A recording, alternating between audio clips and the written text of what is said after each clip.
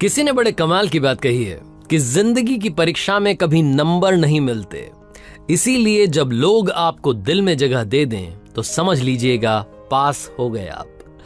Hi guys, मेरा नाम है आरजे कार्तिक। एक छोटी सी कहानी। ये कहानी एक राजा की जिसके पास में बहुत बड़ा साम्राज्य था, बहुत विशाल सेना थी, कहीं कोई कमी नहीं थी। लेकिन राजा बूढ़ा हो चला था। राजा की कभी भी मौत हो सकती थी, बड़ा बीमार रहता था।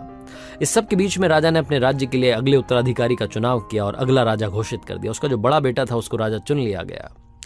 समस्या ये नहीं थी, समस्या ये थी कि वैद्य जी ने कहा था कि राजा साहब, अब आपके पास में बहुत कम दिन बचे हैं, आप संन्यास ले लीजिए, ये सब छोड़ छाड़ के चले जाइए, जंगलों में तपस्या कीजिए, आखिरी दिनों को ऊपर वाले की भक्ति में लगाइए।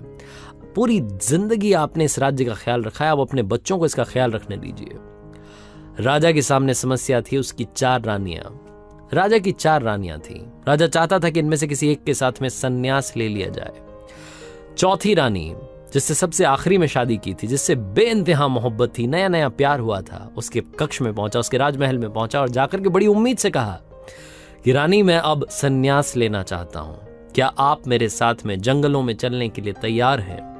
रानी ने साफ साफ मना कर दिया और कहा कि आपको जहां जाना है जाइए, मैं यहीं रहूंगी। राजा को समझ में नहीं आया कि मेरे मुंह पर बेइज्जती हो गई। मैंने इतना प्यार किया, इतना ख्याल रखा और मुझसे कहा जा रहा है कि आप जाइए जहां जाना है।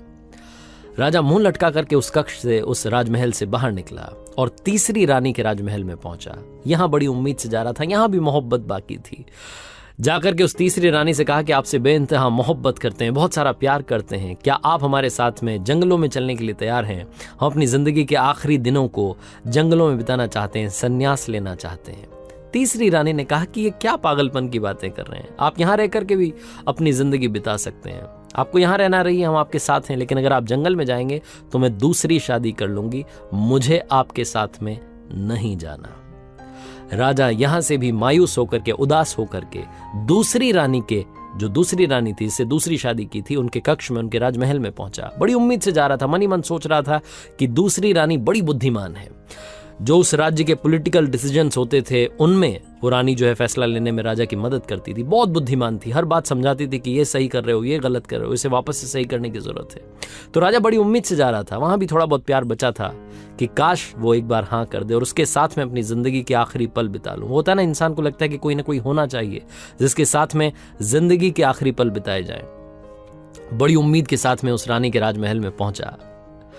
उस रानी से जाकर के वही बात कही जो बाकी रानियों से कह रहा था कि रानी, मैं जंगल में जाना चाहता हूं, संन्यास लेना चाहता हूं, जिंदगी के आखिरी पल बचे हैं, इन्हें बिताना चाहता हूं, क्या आप मेरे साथ चलने के लिए तैयार हैं? दूसरी रानी ने कहा कि राजा साहब, बड़ा मन था आपके साथ चलने का, लेकिन नहीं चल पाऊंगी।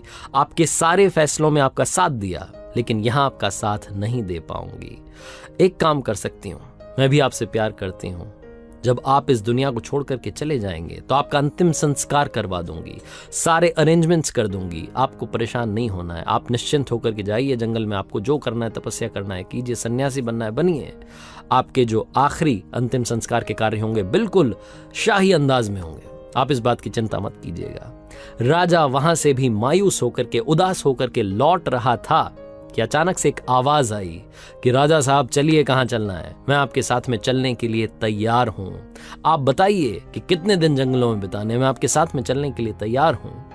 राजा ने मुंह उठा करके देखा तो उस राजमहल के दरवाजे पर एक कमजोर सी स्त्री खड़ी थी, जिसके शरीर पर कोई गहना नहीं था। वो थी राजा की पहली पत्नी, राजा की पहली रानी, जिससे सबसे पहली शादी हुई थी, जिससे बेइंतहा मोहब्बत एक वक्त में की थी, लेकिन उसके बाद रानियां आती चली गईं। वो पहली रानी जिसकी केयर करने की जरूरत थी, जिसका ख्याल रखना था, राजा ने बिल्कुल केयर नहीं की। वो कह रही थी कि मैं आपके साथ चलने के लिए तैयार हूं। राजा को मन ही मन बुरा लगने लगा और लगा कि शायद वो जानता था कि ये पहली रानी ही उसका साथ देगी, बाकी की रानियां मना कर देंगी। उस पहली रानी के साथ में सन्यास की तरफ चल पड़ा। ये कहानी राजा और उसकी 4 रानियों की नहीं है, ये कहानी मेरी, आपकी, हम सब की है।